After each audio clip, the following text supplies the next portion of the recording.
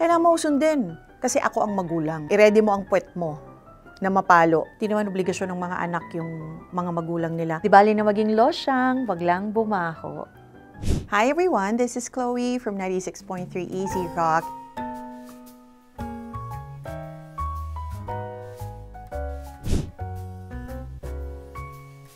Ang mga mental health issues, I'm sure meron kami noon, hindi na-a-address. Nagagamot na kami ng bigwas. Noon kasing panahon, walang masyadong information na available. Hindi tulad ngayon, overly informed ang mga bata. There's a difference kasi na disciplinarian ka or nagpa-power trip ka lang, kailangan mo sundin. Kasi ako ang magulang. Nung panahon kasi namin, ito ang batas. Kailangan ito ang masunod. I-ready mo ang puwet mo na mapalo pagka meron kang mga nilabag, mga ganong bagay, or hindi nagustuhan. Kung pagdidisiplina, ang pagiging authoritative mo, okay lang i-impose mo ang pagiging magulang mo because yan ay mga bata. At syempre, wala naman talagang alam pa yung mga yan kung what is really out there. It's okay to maging disciplinarian for as long as hindi ka naman hovering. Pakitaan mo na may tiwala ka sa kanila. Because I think naman, if you raised your children well, I guess wala ka naman dapat i-worry doon. Pero syempre, bilang magulang, palagi ka pa rin nakaalala Because kahit minsan sabihin mo na, hindi yan kayang gawin ng anak ko. Kilala ko ang anak ko, hindi mo sila kilala.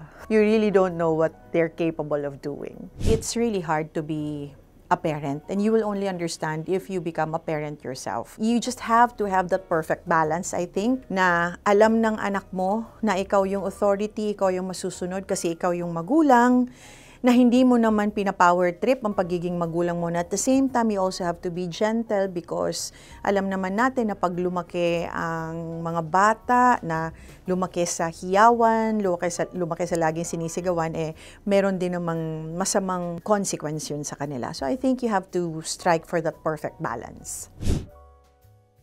Merong mga parents na nagre-retire, na prepared, and hindi aasa kahit kanino, and okay naman yun. That's totally okay. But at certain point, kahit nakapag-prepare ka, we don't know kasi until when tayo mabubuhay. You could have prepared and really saved up a lot, pero pagka binawian ka na ng lakas, maaring i-sustain ka pa rin ng pera mo, but you still need your children. It's a good thing kung nakapag-prepare, because you know what? You can be young and be without money, but you cannot be old and be without it. Pag tumatanda ka na, kailangan mo talaga ng pera. Kasi the expenses, the bills, kailangan mo yon. So what if hindi ka nakapag-prepare? Mahirap naman kung iaasa mo yon sa mga anak mo. So pagdating naman sa mga parents na ginagawa nilang retirement, yung mga anak nila, kailangan baliin na natin yung ganong pag-iisip, na gawing retirement plan yung mga anak natin. Ikaw, sa sarili mo, kailangan mo planuhin ang retirement mo. Kasi nga hindi natin alam kung hanggang kailan tayo mabubuhay.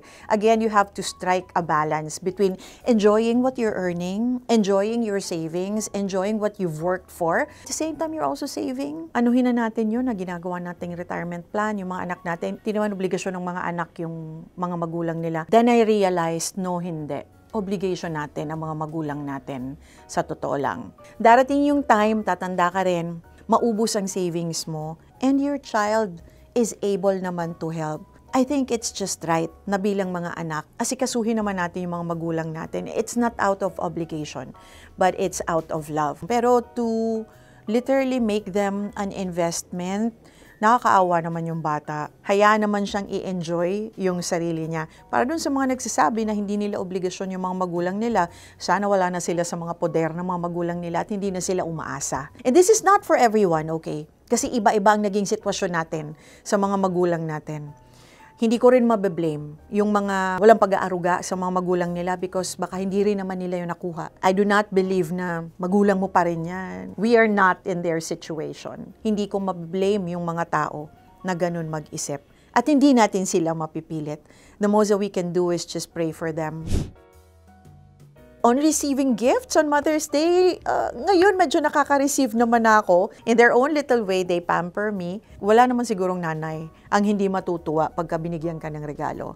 On not receiving gifts, okay lang din. Kung hindi ka naalala, anong magagawa mo? 'Di ba? Mahirap naman mag-impose, magparinig ka. Although ako minsan nagpaparinig ako. Ma-afford lang nila na matreat ako sa pagkain na gusto ko, masaya na ako doon. But gifts, in kind and in cash, welcome yan both. To all the mothers out there, I see you. Alam naman po ng mga anak natin yung mga sakripisyo natin sa kanila. Just continue being a good mother and gawin nyo lang yung makakaya ninyo para sa mga anak ninyo. And huwag niyong kakalimutan na yes, you can be their friend, but you are not their best friend. So kailangan hindi yan nakakalimutan ng mga anak po ninyo. Huwag niyong kakalimutan yung sarili niyo in the process of being a mother. Mabuhay ang mga mother, dapat laging maganda, at higit sa lahat, laging mabango. Di bali na maging losyang, wag lang bumaho. Belated Happy Mother's Day. Enjoy your day, have a blast. Please do check out the Facebook page of Easy Rock Manila. We're also on Instagram, on Threads, on X, TikTok. We also have our YouTube channel. And most importantly, please download Easy Rock Manila mobile app. It's free to download. You can check it out on the App Store and on Google Play para dun sa mga Android users and Apple users po. That's iOS. We are always on air and we're always online. Hey, thanks for watching! For more exclusive videos and artist interviews, you can check out our videos by clicking here. And don't forget to follow us on our social media accounts too. Links are in the description below.